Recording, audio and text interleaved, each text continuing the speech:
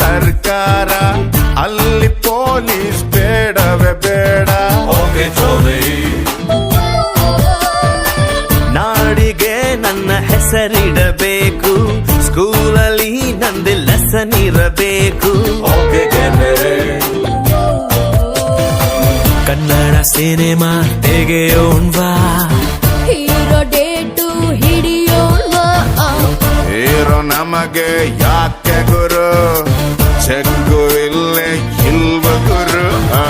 ದುಡ್ಡು ಇದ್ರೆ ದುನಿಯಾರಿ, ಇಲ್ಲದಿದ್ದೋನ್ ಬೇಕಾರೆ.